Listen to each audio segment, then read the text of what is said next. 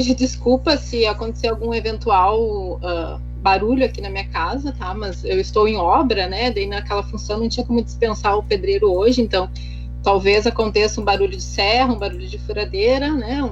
Talvez um cachorro latindo, né? Tentei diminuir o máximo essas interferências, mas tem coisas, né? Que como diz a minha amiga Fábio, que o vírus chega à nossa casa, né? Então a gente acaba perdendo um pouco, né, a nossa privacidade. Tá? Então eu já peço desculpa se acontecer algum eventual ruído sonoro, né, para todos.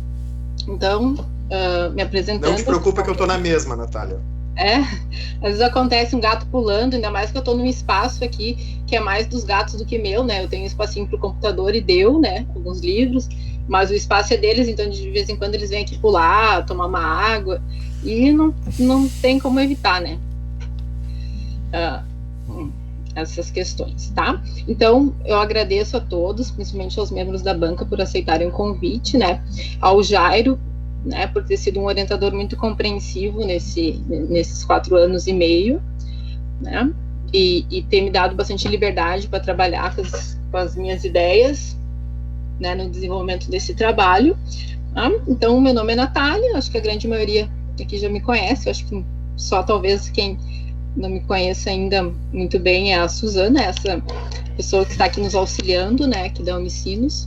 Os demais, todos, a gente já conviveu em campo, o professor Marcos Witt também, né, eu já fiz disciplinas com ele na época da graduação, tá? Então, um agradecimento de coração a todos. Tá? Então, meu trabalho se intitula Os Pilares da Arqueologia Rio-Grandense, um ensaio em construção.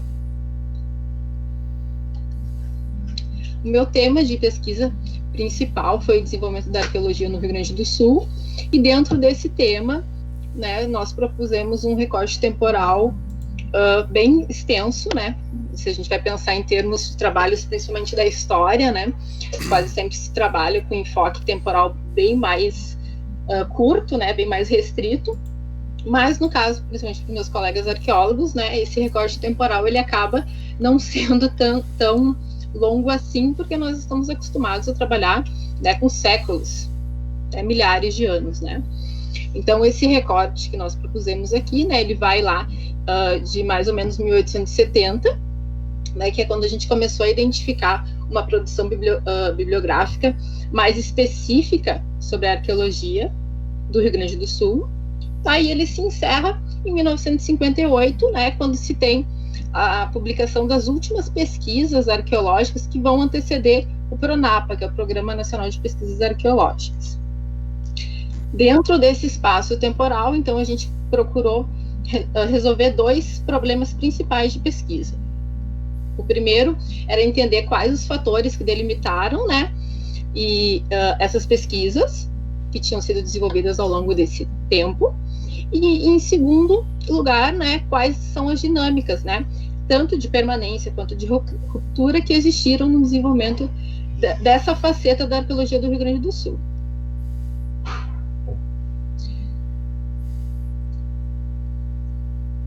Para isso, a gente estabeleceu alguns objetivos, tá? Nós colocamos apenas os principais aqui. O primeiro deles era caracterizar e identificar, né, os estudos arqueológicos daquele período ali do nosso recorte temporal. Depois, reconhecer na medida do possível, né, porque eram inúmeros fatores, né? Então, a gente estabeleceu alguns fatores principais para tentar compreender como eles influenciaram as pesquisas. Identificar, né, o que mudou, o que permaneceu ao longo desse período. E daí, a partir dessas características, né, dessas caracterizações, tentar organizar, né, um quadro de referência de referências primárias sobre os trabalhos.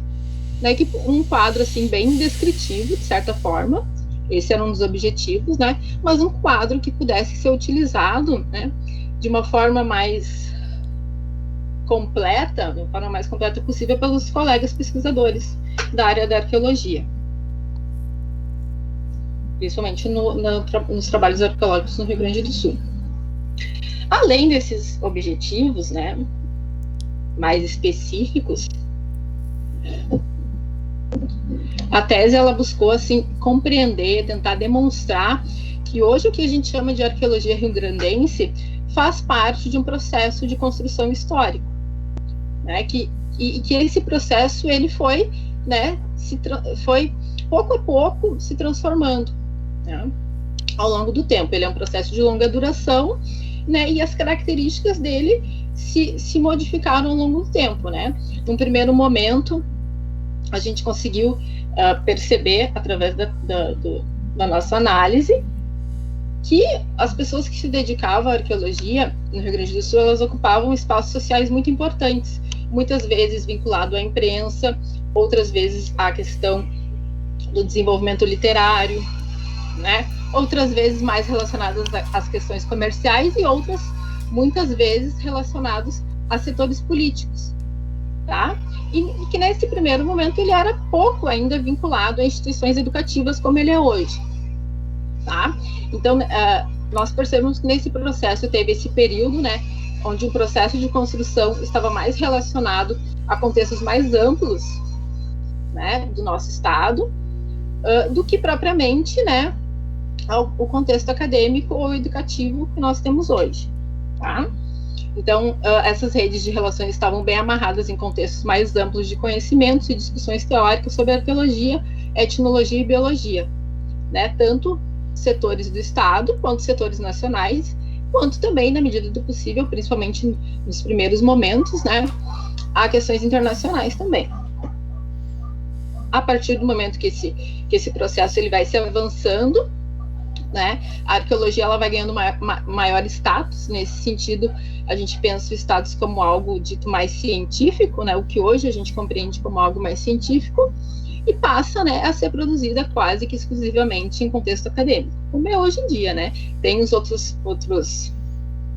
esferas de atuação da arqueologia, por exemplo, o Raul trabalha bastante com isso, né? E a gente pensou também em convidar ele para a banca, né, para ele trazer esse olhar, principalmente da arqueologia que a gente chama de contrato, né? Mais relacionado ao licenciamento ambiental, né? Mas o contexto acadêmico ele ainda é um contexto que ele acaba sendo mais valorizado, né? A gente vê isso nos congressos, tá? Infelizmente, ele ainda acaba sendo um espaço, né, que legitima a pesquisa arqueológica. A nossa justificativa é bem básica, assim, tá? Porque não existem muitos trabalhos sobre arqueologia, história da arqueologia no Brasil, tá? Então, no contexto brasileiro, é um tema pouco estudado, né? Ainda não se tem um volume de trabalhos tão significativo como se tem de outras áreas da arqueologia, né? E no contexto rio-grandense acontece algo, né? É um reflexo do contexto brasileiro, acontece algo semelhante, né? Não existem pesquisas produzidas nas últimas décadas sobre o tema. A única obra que existe é um artigo do Brochado, que foi publicado em 69, né? Que tem um enfoque nesse período inicial, que nós nos interessamos nesse trabalho. Tem uma ausência quase que total de trabalhos que tratem as pesquisas iniciais como fontes históricas, né? Quando essas pesquisas elas aparecem nos trabalhos arqueológicos, elas são sempre utilizadas como uma justificativa, né, para dar início a uma contextualização histórica daquele espaço que vai ser estudado, tá? Mas esses trabalhos não são analisados como fontes históricas, tá? E em oposição a essa falta, essa ausência de trabalhos, né, as pesquisas atuais são frequentes as citações desses trabalhos, né, sem uma contextualização histórica. Então, em termos de história da arqueologia, a gente tem no contexto brasileiro, né, períodos bem definidos, né, e aí tem outras obras, né, mas nós utilizamos principalmente essas, citamos outras no trabalho, né, mas essa aqui a gente colocou mais para dar uma localização, né, desse processo histórico de desenvolvimento da arqueologia no Brasil, né? Tem esse movimento do final do século XIX, início do século XX, tá, que são publicações que principalmente fazem o levantamento sistemático de dados, buscam a origem e a filiação dos artefatos encontrados, tem os museus como referência e como, né, provocadores dessas pesquisas. Muitas vezes são os grandes museus, principalmente o Nacional e o Paulista, que financiam, né, essas pesquisas. E existe uma influência teórica muito grande do evolucionismo, do positivismo e do naturalismo. Outro período que se coloca também para a história da arqueologia brasileira é essa, né, entre a década de 50 e 60, né, que vai até mais ou menos 65, que ali é quando se começa a unificar as metodologias e tal, né, que é considerado o formativo da pesquisa moderna, que tem uma significativa atuação de amadores e o surgimento de instituições oficiais e a atuação de muitos profissionais estrangeiros, né, que vêm ao país, né, principalmente para desenvolver, né, tentar unificar termos, metodologias, práticas de arqueologia. E a partir, então, de 65, né, que é o período do Pronapa, que é quando se começa a desenvolver grandes projetos de campo, de levantamento sistemático, né, de sítios,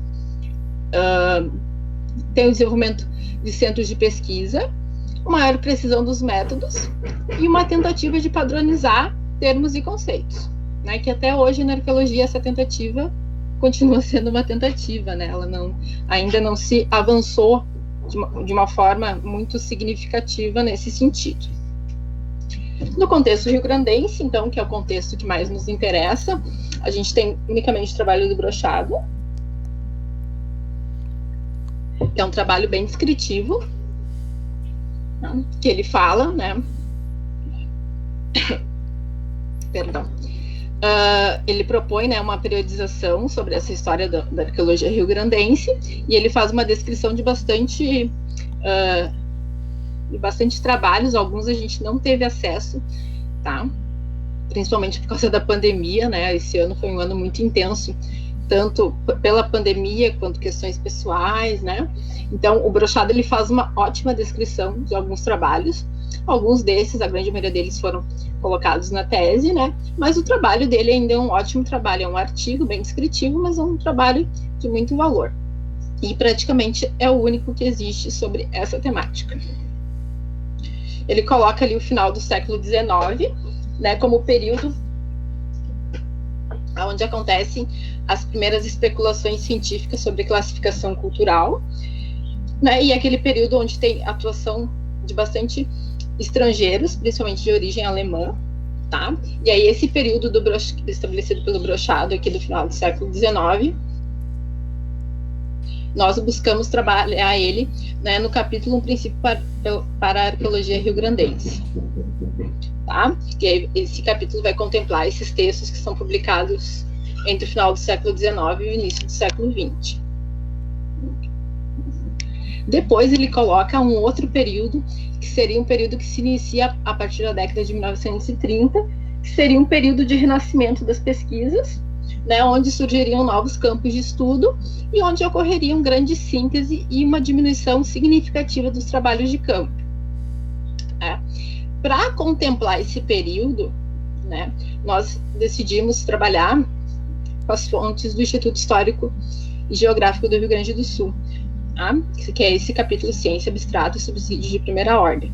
Tá? Que são textos que foram publicados pela revista do Instituto entre 1921 e 1950, né? E que esses textos, eles são, para os arqueólogos, assim, eles são mais inéditos, digamos assim, tá?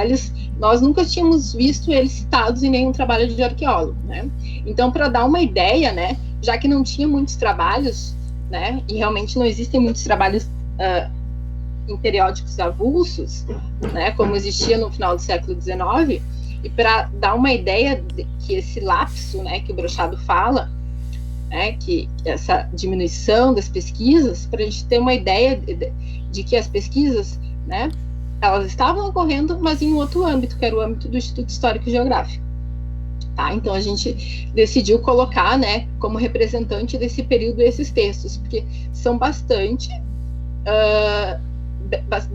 textos, são bem variados, as temáticas são bem variadas, e eles dão, né, ideia, dão um exemplo de, né, da arqueologia que está acontecendo numa outra esfera, que é a esfera do Instituto, que tem outros valores, outros pensamentos diferentes do que aqueles que estamos acostumados, tá? Né, nos outros trabalhos mais de cunho arqueológico, digamos assim, né? E depois a década de 1960, né, que é o desenvolvimento científico em oposição à mera curiosidade, segundo Brochado. São trabalhos menos esporádicos, tá?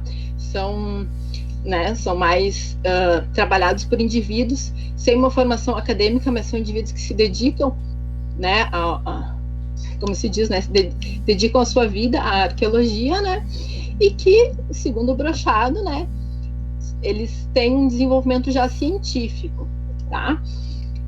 Essa questão da mera curiosidade é bem interessante porque nós não notamos, assim, eu pelo menos não notei, talvez a banca lendo o texto ou o orientador lendo o texto tenha percebido, mas em nenhum momento eu achei, assim, nem lá no século XIX existia a curiosidade, mas também tinha uma forma de se buscar a ciência, né?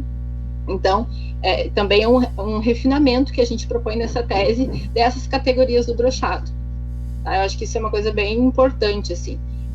Nós não nos baseamos apenas nas categorias do Brochado, nós buscamos refinar essas categorias, dar mais qualidade, né, primária de fontes a essas categorias que o Brochado estabelece lá em 69. E essa amostra, então, que contemplaria essa década de 1960, seriam aqueles textos que nós analisamos na síntese dos pilares da arqueologia rio-grandense e que são textos publicados principalmente na década de 50. Então, nesse primeiro capítulo, um princípio para a arqueologia rio-grandense, nós analisamos textos escritos por diferentes autores e publicados em diferentes periódicos. A nossa seleção foi principalmente realizada através da leitura dos trabalhos arqueológicos atuais e nos autores que eram referenciados nesses trabalhos, né? Até para a gente tentar buscar aquele objetivo de fornecer um quadro de referência para os colegas arqueólogos, né? Então, nós buscamos principalmente os textos que eram muito citados nos trabalhos arqueológicos atuais. Através da análise desses textos, nós identificamos 4 perfis de pesquisadores. Tá? Os estrangeiros de origem alemã, exploradores nacionais, os jesuítas e os que a gente chamou de entusiastas, como forma de apelido. Tá? O primeiro perfil, só tomar uma aguinha,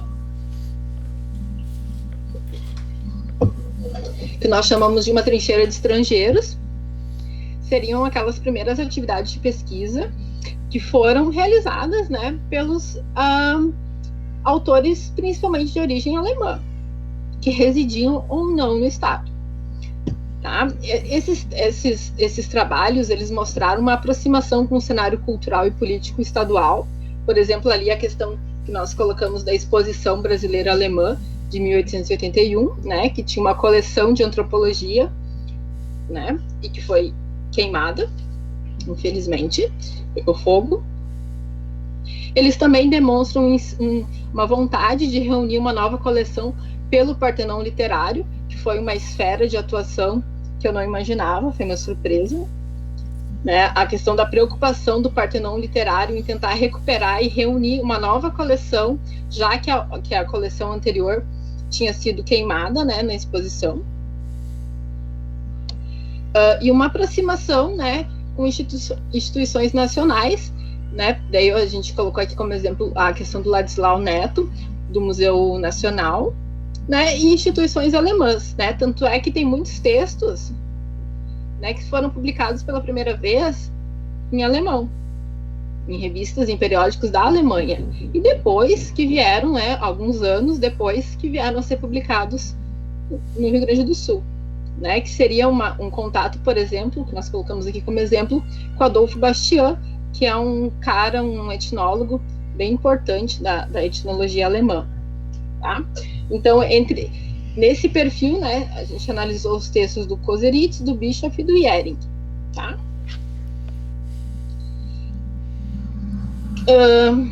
Em termos assim, mais arqueológicos, o que a gente percebeu nesses trabalhos é a necessidade que eles demonstravam de formar e manter coleções arqueológicas, tanto, né, por ter a formação daquela coleção que tinha sido destruída pelo incêndio, quanto, né, tentar consertar esse estrago do incêndio, digamos assim, recuperando, né, artefatos para recriar uma coleção. O uso de classificações da época, como o período da Pedra Lascada, Polida e Idade do Ferro. Características artísticas de origem externa, então eles acreditavam, né, tinha essa visão que isso conversa com outras regiões, conversa do Brasil e do mundo, inclusive, né, que eles viam que um desenvolvimento artístico mais aprimorado quase sempre era interpretado como sendo de origem externa, né? Nesse caso dos nossos textos aparece muito a questão das que a gente chama, né, entre aspas, de altas culturas americanas, né, as culturas da Mesoamérica, cultura andina. A questão das contas de vidro, que são elementos, né, que percorrem, em termos de curiosidade, eles percorrem praticamente todos os períodos que a gente trabalhou na tese, né, a preocupação de explicar as contas de vidro, né, e aí aqui nessa época ainda tem uma discussão se elas são de origem fenícia ou veneziana, né. Elementos faunísticos dos sambaquis, né, então eles já começam a ter essa preocupação em tentar esclarecer como, né, que se dá a formação faunística dos sambaquis, principalmente através, ainda nessa época, da comparação, né, com sítios dinamarqueses, são sítios semelhantes aos sambaquis, né, então eles tinham essa preocupação de dizer se é ou não, né, um sítio tipo dinamarquês, como eles classificam. A questão da destruição dos sambaquis, que desde lá do final do século XIX já preocupa esses pesquisadores, eles já têm um olhar de preocupação para a destruição desses sítios. E eles também já têm uma coisa que é bem próxima do que a gente tem hoje, né? Que é a questão de tentar entender esses grupos, né? Esses grupos indígenas e sua arqueologia através das adaptações às regiões, né? Então eles já acham que existem grupos, já acreditam, né, que existem grupos que habitam regiões florestadas, outros que habitam áreas de campo e outros que são adaptados ao meio costeiro. O segundo perfil que nós identificamos, né, que seria um perfil de uma pessoa só, digamos assim, mas que nós colocamos como perfil porque acreditamos que ele faz parte de um movimento nacional, né, que é essa questão das expedições, né, é um relato de viagem, por isso que nós separamos, e que é um texto muito, muito citado nos trabalhos arqueológicos, que é o texto do Roquete Pinto, né? Ele é um personagem muito reconhecido no cenário nacional, né? Ele é mais famoso por ter sido um dos primeiros a trazer, né, o rádio para o Brasil, tá? E, entre outras coisas, né, ele tem uma atuação bem importante assim no cenário desenvolvimentista, né, e tal, né, e ele faz, digamos assim, uma viagem, né, aos sambaquis, e ele faz um relato de viagem, né, um relato bem tradicional de viagem, digamos assim, tá? Ele destaca principalmente a destruição quase completa dos sítios, então ele fala principalmente do trabalho do Koseritz e do Bischoff, né, e fala que aqueles sítios que eles visitaram, praticamente eles não existem mais. Tá? Ele fala muito do abandono econômico da região, porque ele tem esse olhar mais desenvolvimentista, então a narrativa dele fala sobre isso, né, é uma preocupação dele. Eu percebi mais uma preocupação até econômica do que propriamente arqueológica, né, em conhecer o passado, os sítios e tal, né? Ele tem mais uma preocupação da estrutura social e econômica da região costeira, sob o meu ponto de vista, claro, né? E ele fala, né, desse abandono econômico e ele coloca como, digamos assim, como uma forma de melhorar esse abandono a questão da exploração dos ambientes marinhos e fluviais. E aí ele utiliza, né, práticas, né, principalmente a questão do bagre, da pesca do bagre, que era uma coisa muito comum naquela época, né, inclusive desidratar o peixe. Ele coloca isso no texto dele e coloca que o bagre é algo tão importante, algo que poderia, né, tirar um pouco a região do abandono, inclusive os sambaquis utilizavam. Então ele faz uma análise da fauna que está presente ali no sambaquis também para dizer assim, olha, desde lá da pré-história se faz isso, então esse também seria um caminho legal para, né, bacana, apropriado para desenvolver essa região. O nosso terceiro perfil, né, que seria o perfil dos jesuítas, tá? E aí principalmente o Techauer e o Schupp, Ambrosio Schupp, não sei se eu pronuncio correto. O Padre Inácio não está aqui hoje para ajudar nessas pronúncias do alemão, né? Mas esse perfil é um perfil bem interessante, né? Porque ele me surpreendeu bastante, porque eu sabia que tinha padres que trabalhavam, que tinham essa preocupação, esse olhar arqueológico, mas eu não imaginei que eles discutissem tanto a parte teórica, e eles têm uma preocupação muito grande com a parte teórica, né? Principalmente de colocar a visão deles de mundo, talvez uma visão religiosa, não sei, né? Mas me parece que sim, na interpretação arqueológica, né? Então eles colocam ali, primeiro se coloca nesses textos, né? Se revela a posição da instituição da Companhia de Jesus, né, em relação ao desenvolvimento de várias áreas acadêmicas no Estado, né? Os jesuítas, eles atuam em várias áreas, né? Então, a arqueologia acaba sendo uma dessas várias áreas. Eles utilizam bastante princípios estratigráficos. Isso para eles é algo comum já. Né? Foi algo que chamou também bastante atenção, porque não tinha aparecido, tinha uma preocupação com a estratigrafia em entender, né? Se, por exemplo, se o sambaqui não tinha sido perturbado, se as camadas do sambaqui estavam tinham sido perturbadas ou não, mas não se tinha uma preocupação em mostrar a estratigrafia. E esses trabalhos eles começam a mostrar, claro, de forma bem incipiente, mas começam, né? Eles se preocupam com a funcionalidade dos artefatos cerâmicos, né? Então tem várias discussões ali sobre por que os artefatos cerâmicos possuem a base arredondada. É uma preocupação que hoje os arqueólogos ainda continuam tendo, né? Tem uma explicação, né? Eles colocam uma explicação para o desenvolvimento cultural né, do nosso estado, né?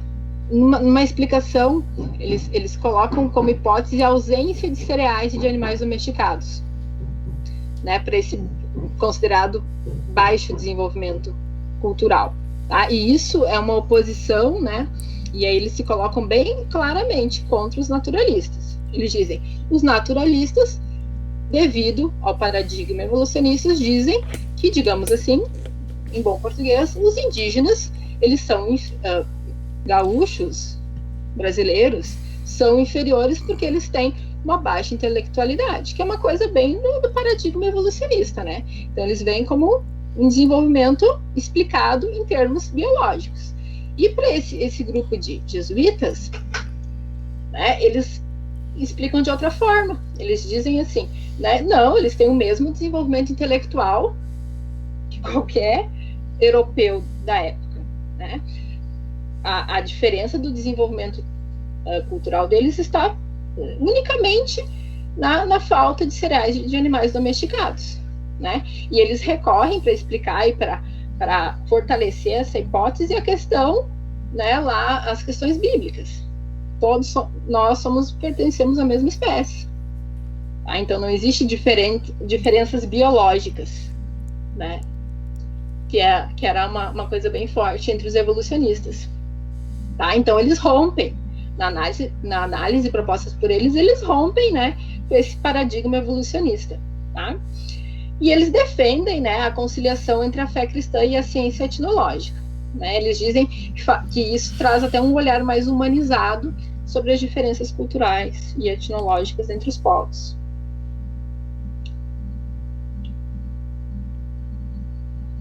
O quarto perfil que nós trabalhamos, e por último, nesse capítulo, né, são baseados nos trabalhos do Paldoff e do Luedeck, tá? Que são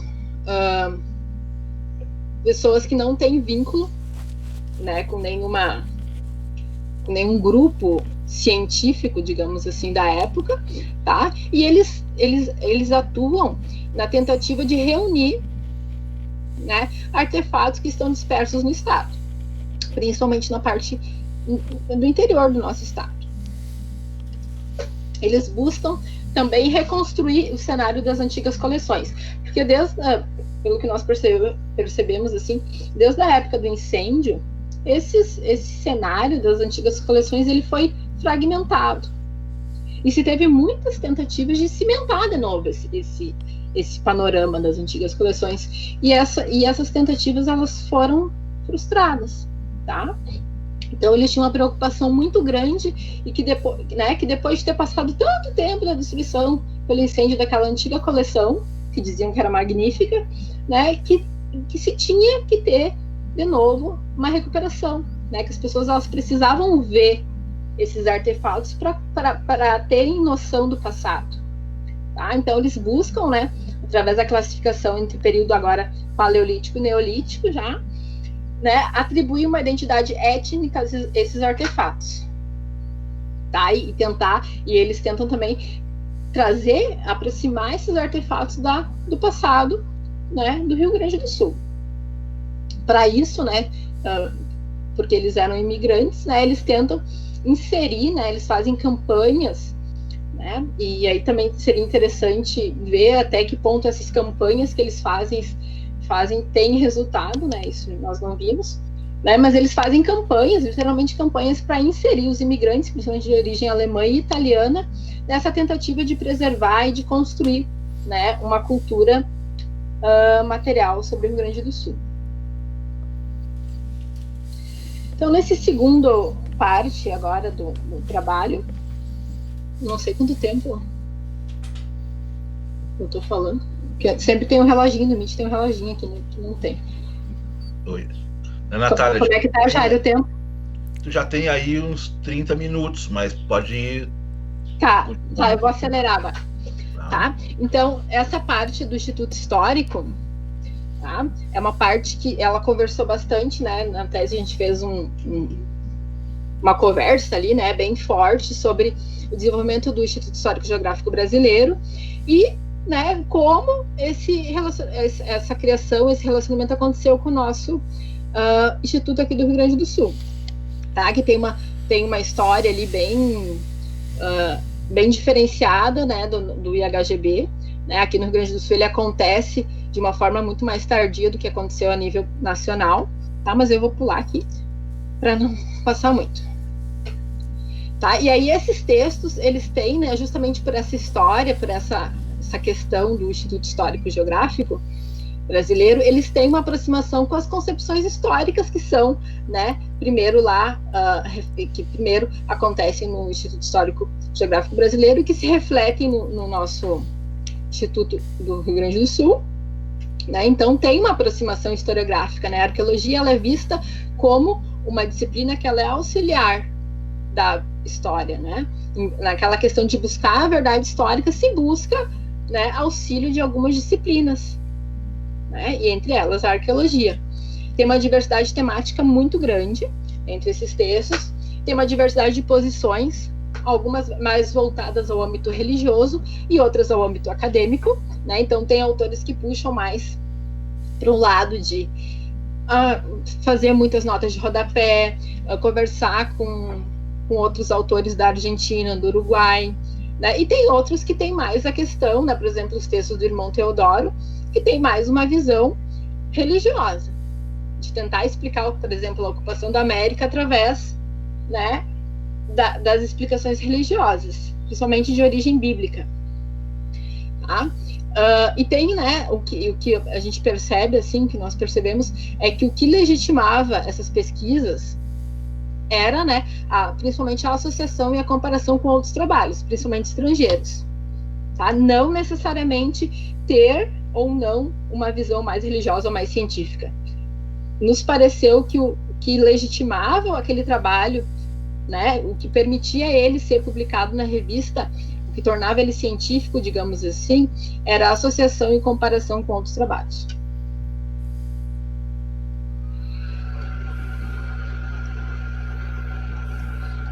aqui.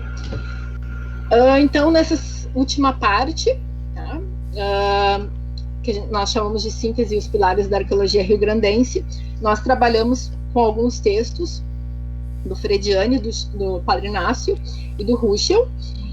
Aí tem alguns outros autores, mas devido à pandemia e o fechamento dos acervos, e até o IAP fechou, né? Então, alguns deles nós não colocamos na tese, né? A gente não teve acesso, né? Então, alguns ficaram. Tem outros textos, tem mais uns 2 que são bem importantes, assim, que nós gostaríamos de ter colocado, trabalhado, analisado, mas que não foi possível, né? Então, mas acreditamos que esses 3 aqui eles já fornecem elementos, né, importantes. Tá? Esse período, ele é um período, como disse o Brochado lá, que tem uma diminuição significativa das publicações. É um período de construção de síntese, de revisões. Todos eles trabalham com textos que nós falamos até aqui. Né? Todos eles trabalham revisando, ampliando, sintetizando trabalhos anteriores. Tá? Muitos deles já vão colocar problemas que depois serão problemas no Pronap. Tá? Eles vão colocar problemáticas que depois serão, né, buscadas pelo Programa Nacional de Pesquisas Arqueológicas. Tem um interesse também muito grande já, né, nesses trabalhos, em todos eles, pela implantação ambiental e geográfica dos sítios. Então essa começa a ser uma preocupação, né, muito significativa. E esses trabalhos também eles evidenciaram, né, a existência de uma rede de profissionais interessados pelo estudo arqueológico, principalmente pelos sambaquis. São principalmente profissionais da área da biologia e da geologia, né, que são áreas que também nesse momento estão se buscando o seu espaço, né?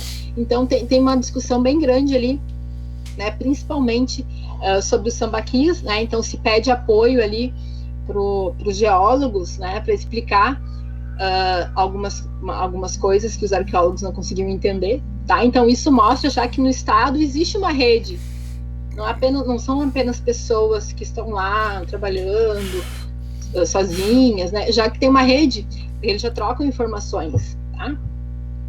Uma discussão que também acontece bastante é a questão se os sambaquis eles são formados ou não por resíduos alimentares, tá? Isso também é uma discussão que vira e mexe a gente vê, né, em tempos atuais.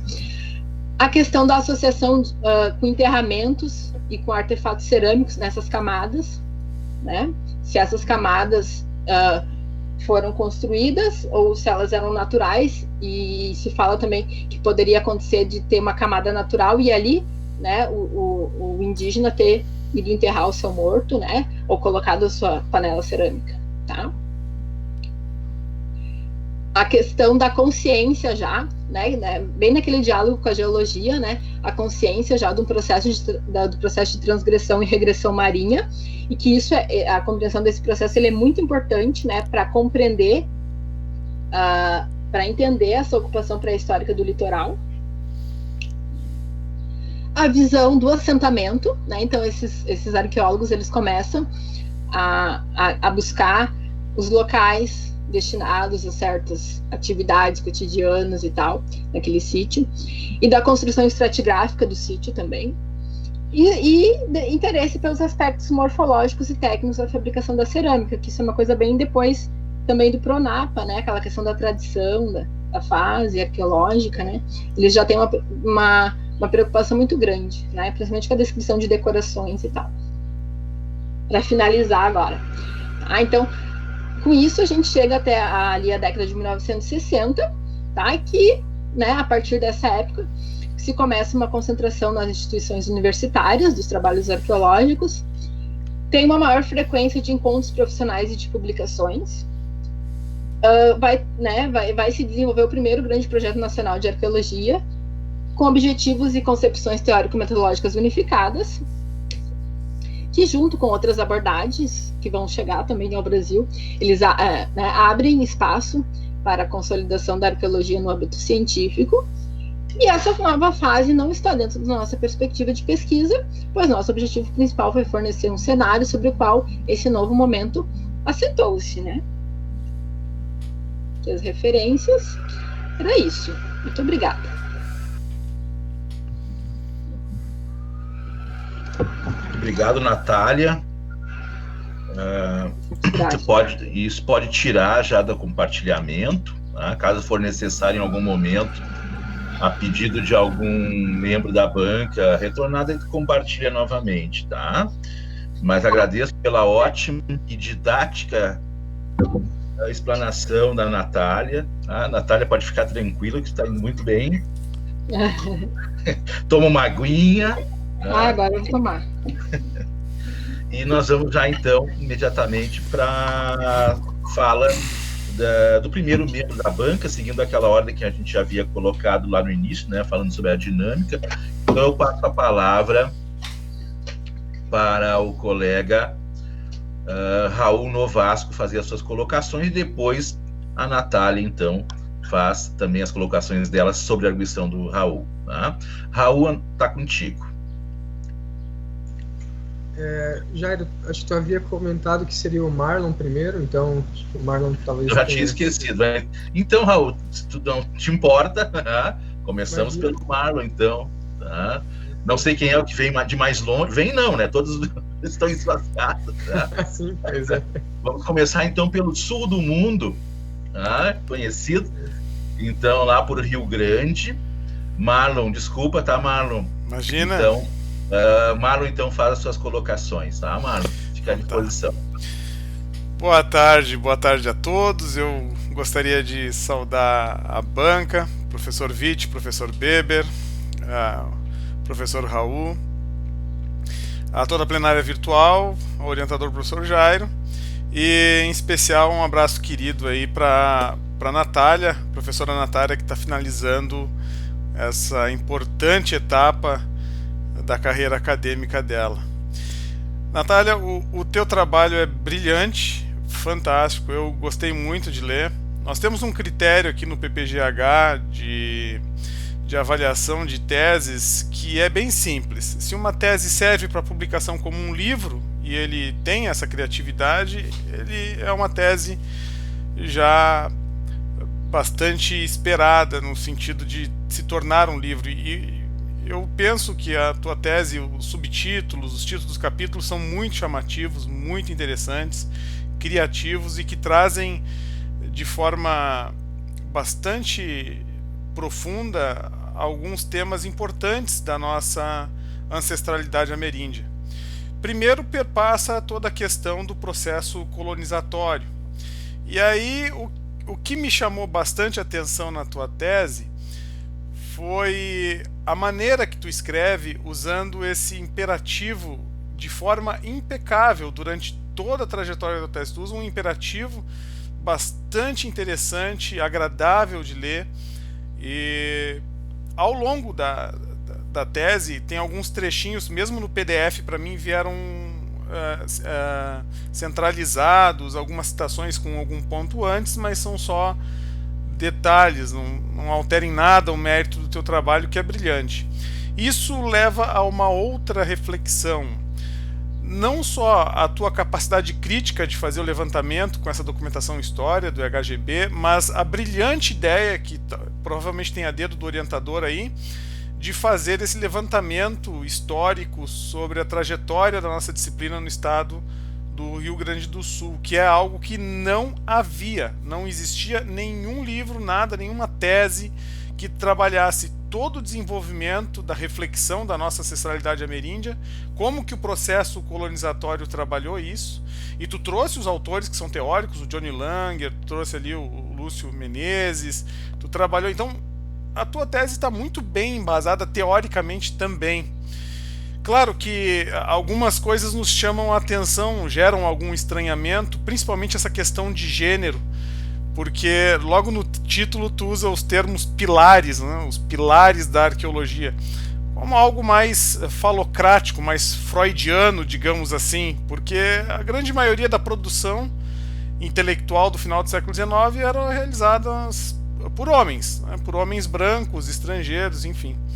Mas isso nos faz pensar justamente esse processo neocolonial, esse processo colonizatório, que Darcy Ribeiro chama justamente de uma disputa de memórias ali sobre a nossa ancestralidade ameríndia, porque se trata de história indígena, né? Então esse processo ele está muito bem abordado no teu texto, inclusive sutilmente a pessoa consegue entender que o papel intelectual da mulher ali no início da década de 20 e 30 foi bastante pequeno, se não nulo praticamente.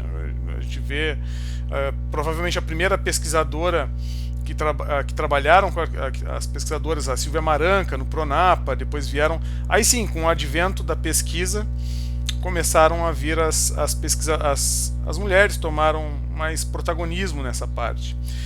Na página 14, Natália, ali tu coloca uma questão interessante que para mim é muito interessante, que é a questão do Colégio Mauá, o Museu do Colégio Mauá, que foi um dos primeiros centros de referência e que depois ele se tornou o CEPA. Na verdade não foi bem assim. O Museu do Colégio Mauá sempre existiu, com o Steinhaus e outros também de origem alemã, os imigrantes, enfim, mas o CEPA ele é algo totalmente à parte do Colégio Mauá. Inclusive ele foi fundado na Unisc, pelo menos Ribeiro e tal. No início teve uma confusão ali das coleções. Nos primeiros anos as urnas funerárias Tupi-Guarani elas tinham um furo embaixo, que era justamente o método que os pesquisadores do Colégio Mauá utilizavam. Eles utilizavam espetos de churrasco para caçar a urna funerária no campo. Então, ou seja, o Colégio Mauá não tinha um método científico claro, e o CEPA teve essa proposta de trazer um método científico. E alguns itens, por exemplo, na página 57, termina um subitem com citação. Aí deixa a gente um pouco no ar, assim, né? Porque quando termina um item com a citação, todos nós ficamos aguardando ali uma explicação daquela citação, enfim, né? Então, só de repente colocar uma frase, enfim, mas isso são só sugestões, Natália, assim, teu trabalho tá excelente. Na ABNT, normalmente quando a gente faz uma citação entre parênteses, no teu caso todas elas têm um ponto, né? Termina a frase ponto, abre parênteses, ponto. Eu acredito que aqueles parênteses podem, mas eu já coloquei ali no nosso parecer. Então esse brilhantismo que tu abordou, essa documentação, que é uma vasta documentação, não foi fácil. Eu imagino o tanto de trabalho, eu vejo na tua fala a densidade de conteúdo, ela se reflete justamente numa disputa de memória da nossa ancestralidade ameríndia. Então, a publicação da tua tese em livro, de repente um dia que tu tiver recursos, ela vai ser importantíssima, fundamental para a compreensão do pensamento arqueológico e da formação da disciplina arqueológica no Rio Grande do Sul. O Brochado ainda estava em Rio Grande por volta de 69, quando ele publicou aquele artigo. Foi um pouquinho antes dele ir para URGS, para Porto Alegre. E ele utilizou a coleção que está na nossa biblioteca rio-grandense, que é a biblioteca que está em Rio Grande, que ali tem toda a coleção do HGB, tem os originais do Carl von Koseritz, né, do Carl Koseritz, quando ele esteve viajando lá, né, aí de São Leopoldo, quando ele foi lá visitar Dom Pedro II no Império. Então tem um relato bastante interessante. Mas o que nós percebemos na fala desses estrangeiros, desses primeiros pesquisadores ali do IHGB, é justamente um eurocentrismo na tentativa de dominação da memória e na não, por exemplo, numa política de esquecimento mesmo que o Império promove, isso Johnny Langer coloca muito bem no texto dele, da nossa ancestralidade ameríndia. Então, isso é do processo colonizatório, do processo civilizatório. Então, nós vamos nos compreender enquanto descendentes ameríndios, nascidos no Brasil, enquanto povo brasileiro, muito tempo depois.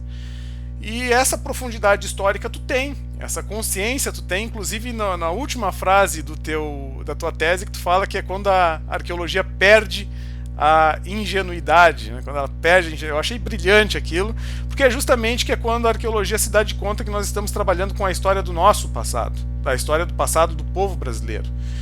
Então, eu gostaria muito de parabenizar não só a ti e agradecer muito, Natália, o convite por participar na banca, como ao teu orientador, o professor Jairo, porque isso é realmente um trabalho muito delicado. Eu imagino só o trabalho que vocês passaram para fazer todo o levantamento bibliográfico, toda a revisão, que é justamente deixar bem claro isso, que nós não abrimos mão da nossa ancestralidade, nós não abrimos mão nem no processo colonizatório, nem no processo civilizatório, nessa disputa de memória, porque o que Liddeck e o que Bischoff e o que os outros estavam fazendo era justamente reconstruir uma memória da nossa ancestralidade a partir de um ponto de vista eurocêntrico. A partir de inclusive tu fala vários exemplos ali, né, comparando as contas venezianas, comparando com os fenícios, até hoje a gente vê isso, né, com a Pedra da Gávea, enfim, que é tentar atribuir a nossa memória a uma memória de um colonizador europeu e não de uma mãe, digamos assim, que é indígena.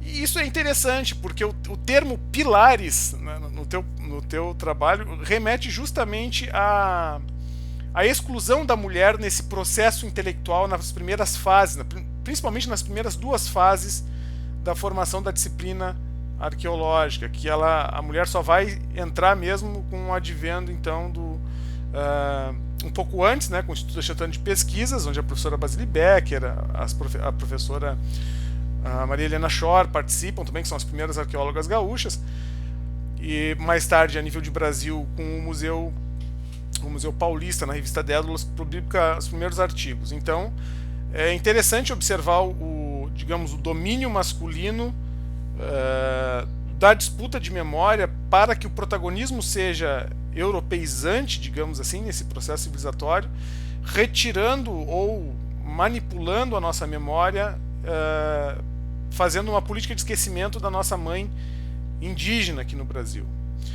Então, eu te parabenizo, é um trabalho fantástico. De fato, a arqueologia perdeu a ingenuidade, então esses debates de gênero já estão muito presentes, esses debates sobre como que a memória, como que essas disputas de memória do início do século XX, final do século XIX e do século XX, formaram a nossa concepção hoje, como que nós nos enxergamos enquanto brasileiros, enquanto a nossa ancestralidade. E é um trabalho, a tua tese é um trabalho que vem a acrescentar em muito a história da arqueologia brasileira. Eu acredito que ela está no mesmo nível da publicação do Alfredo Mendonça de Souza, que inclusive publicou aí no Instituto de Pesquisa, História da Arqueologia Brasileira, e ela supera ainda o Alfredo Mendonça de Souza, porque realmente tu deixa essas sutilidades para poder trabalhar de forma aberta, clara, nítida e honesta. Tu foi muito honesta com aquelas pessoas que trabalharam, que pesquisaram e que traduziram aí, digamos, a formação e o nascimento da arqueologia enquanto disciplina no estado do Rio Grande do Sul e, por consequência, no Brasil, porque o Rio Grande do Sul é um dos celeiros da produção arqueológica no Brasil. Outro detalhe importante, deixa eu só corrigir aqui. Tem algumas partes do texto que estão centralizadas, daí depois teria que ver, né, porque como está no PDF eu não consegui. As ilustrações estão muito boas, as legendas estão muito boas, as citações também, as referências bibliográficas também apresentam. Claro, eu mandei no parecer ali algumas que talvez te auxiliem, algumas citações do próprio Lúcio Menezes, enfim. Sim, a questão da Sucupira, da plataforma Sucupira, hoje ela está muito atenta a 2 coisas, ao resumo e às palavras-chave nas plataformas que vão ter acesso à tua tese. Então o gentílico na tua tese, que é o rio-grandense, ele pode ser confundido com o rio-grandense do Rio Grande do Norte, o rio-grandense potiguar. Então o gentílico é muito interessante, não porque vai mudar alguma coisa na tua tese, mas por buscas na plataforma Sucupira e para, de repente, o próprio PGH pode fazer o uso. Então, eu sugeria, só como sugestão, colocar sul-rio-grandense, tá? Como sugestão, porque ficando pilares rio-grandenses pode ser que... E a arqueologia potiguar também tem uma contribuição histórica importante, né? Com pesquisadores lá também que representam isso. Natália, muito obrigado, muito obrigado. Eu tenho várias sugestões, depois se uma hora tu quiser conversar melhor, mas o brilhantismo do teu trabalho, a escrita imperativa que tu coloca, né, tudo em imperativo, está muito bem escrito, de forma brilhante, foi um trabalho de levantamento realmente muito significativo. Aí eu queria saber contigo se tu me autoriza essa minha argumentação de eu publicar ela, essa minha argumentação, se eu posso gravar, não tem problema? Pode ser? Pode sim. No canal do YouTube? Isso, no canal do YouTube. Pode ser? Tu me autoriza? Eu sou inscrita lá no teu canal. Tá, então tá. Eu não assisto sempre os vídeos. Eu vou colocar a nossa argumentação lá, tá? Meus parabéns, Beleza. foi um sucesso a tua apresentação. Eu vi que tava o domínio de conteúdo que tu apresentou na tua fala foi brilhante, mostrou absolutamente tudo que está na tua tese. Isso é muito difícil, a pessoa conseguir abordar tudo na apresentação que está na tese. Então fica aqui o meu carinho, meu agradecimento pelo convite. O PPGH aqui da FURG ficou muito feliz com o convite. Isso vai agora direto para os nossos anais ali de atividades. E sucesso, viu? Desde já, parabéns, Natália. Marlon, muito obrigado, Marlon, por tuas colocações. Tá? Depois a gente retorna a conversar, mas agora, então, a Natália tem um espaço também, tá? Para fazer os comentários sobre a fala e a arguição do Marlon. Certo. Primeiramente, queria agradecer ao Marlon, obrigada pelo parecer cuidadoso, né, por essas questões que colocaste aí. A primeira ali que eu tento, que eu acho que eu vou conseguir mais ou menos falar, né, a questão dessa arqueologia dita nacionalista, né, e eu até esqueci de comentar, o professor Lúcio, ele esteve, Marlon, na minha banca de qualificação. Não sabia. Ele esteve. Aí foi muito bom, assim, né? Mas o trabalho do professor Lúcio é um trabalho já muito mais complexo, né? Ele já parte de uma realidade já fundamentada, né? Então, ele consegue trabalhar com essa questão do nacionalismo, né? Dessa arqueologia não colonial, que tenta ser não colonial, né? De uma forma muito mais sofisticada do que nós aqui no Rio Grande do Sul estávamos preparados, né? Então, essa questão do meu trabalho, eu também me questionei no início, assim, né, se eu não estava sendo muito reducionista, muito descritiva, né? Mas o que eu fiz? Eu sou uma pessoa muito prática, assim, né? E o Jairo é assim também, ele me deu liberdade para ser assim também, né? Nós olhamos para a realidade da produção arqueológica no Rio Grande do Sul, a realidade que nós temos ainda, né? E aí essa era uma realidade onde não se tinha o básico, né? Não teria sentido, no meu ponto de vista, fazer uma coisa assim tão sofisticada em termos teóricos, né? Trabalhar com arqueologia num ponto de vista de mais problematizar. Não estou dizendo que não é importante isso, claro que é importante, né? Mas a nossa realidade, né, acadêmica aqui, que nós temos aqui no Rio Grande do Sul, ela ainda é muito inicial. Ela é está muito primária ainda, né? A gente não tinha um levantamento desses trabalhos, né? Então a gente decidiu fazer algo que pudesse, né, servir de base para, a partir de agora, trabalhar, refinar esses temas, né? E aí entra essa questão da arqueologia nacionalista, né? A nossa disciplina, infelizmente, no meu ponto de vista, ela é uma disciplina que nasceu no seio do nacionalismo. Ela surge, né? Uma preocupação dela como ciência, ela surge no âmbito das buscas pelas nacionalidades, pela origem daquela nação, né, que depois se torna a origem daquela pátria. E isso, de certa forma, nós continuamos, né, buscando. Nós queremos saber a nossa origem, a nossa ancestralidade indígena, como Brasil, né, isso não deixa de ser nacional, né? Então, eu meio que fiquei nesse dilema, né, tem essa questão de trabalhar uma arqueologia que não tem um olhar tão colonizador, mas ao mesmo tempo ia ficar, né, esse espaço vazio, né, esse vácuo desses trabalhos, né? Então era um pouco assim um dilema. Aqui isso eu também tive um pouco na minha dissertação.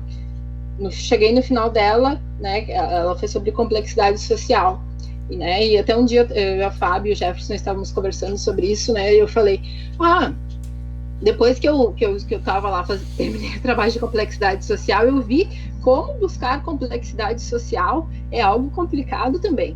Também é um ponto de vista complicado, porque eu quero buscar complexidade para dizer que aquela história tem valor, me parece uma coisa assim também, né? Então, sempre a gente está tentando, né, fugir dessas armadilhas da nossa disciplina, né? Não sei se é mais ou menos isso, né, a questão.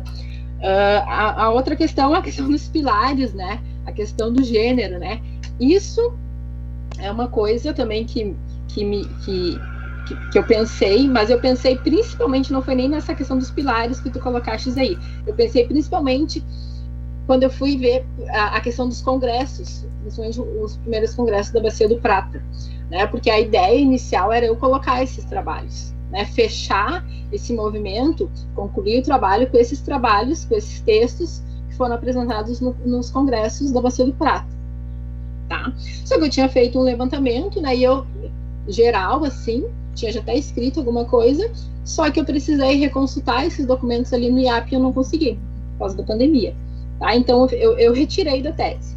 E ali no Congresso, olhando aqueles trabalhos que tinham sido apresentados, aquelas comunicações que tinham sido vinculadas aos congressos, eu vi como tinha mulher participando. Pela primeira vez. Porque nos outros eu não vi nenhuma mulher. Não vi nenhuma mulher participando. Interessante. Não tinha, né? Mas nos congressos tinha muita gente participando. Né? Tinha muita mulher participando. E aí isso me chamou a atenção. Tá? Mas aí, né, essa questão dos congressos ficará para um artigo, sei lá. Mas ali eu percebi isso. Mas realmente nesses outros textos não tem menção, né? Provavelmente, com certeza, né? Colocar minha mão no fogo, como existiam mulheres trabalhando também, né? Talvez até acompanhando, né? Esses ditos antes ditos como curiosos, né? Mas elas não é uma presença que não fica revelada nos textos. Né? Falei dessa questão do Congresso, infelizmente, né? Mas essa questão dos congressos é bem interessante, porque até hoje, né? Como tem arqueólogas mulheres? Né? Até um tempo atrás, a gente estava conversando, acho que a Fábio lembra dessa fala, de um congresso aí da FAB, que a gente assistiu um trabalho, que eu não me recordo mais de quem era, mas era sobre isso, que existem muito mais mulheres escrevendo sobre arqueologia, mas são muito mais homens que são citados, né? Isso é uma coisa interessante de se pensar também, né? Tem a atuação, mas também tem a citação, né? O trabalho que é levado a sério, que é citado, que eu tiro e cito no meu trabalho, né? Isso também é uma questão interessante. Ali a questão das figuras também, né? Teu parecer tá excelente, né? Tu colocaste a questão das figuras, eu vou dar uma revisada. E as figuras também me preocuparam um pouco, porque o desenho arqueológico, ele é quase uma subdisciplina, né? Ele tem toda uma questão metodológica, interpretativa, de posição, né? Porque quando o arqueólogo decide fazer um registro, ele está fazendo um registro daquela visão dele, daquele sítio, né? Então tem todo um trabalho ali, né? E nós optamos por fazer, né, as figuras ali de forma mais ilustrativa mesmo, e não, né, analisar como se transformou, né, os croquis, tal, ao longo do tempo, porque isso também daria um estudo, né, só sobre fontes ilustrativas dos trabalhos, né, como isso muda ao longo do tempo, né. E a questão do gentílico, perfeito, né, não tinha me ligado, isso passou pelo Jairo também, né, e com certeza iremos mudar a questão do gentílico. Vocês têm mais alguma coisa? Era só isso, Natália. Muito obrigado. Beleza? Excelente argumentação. Perfeito.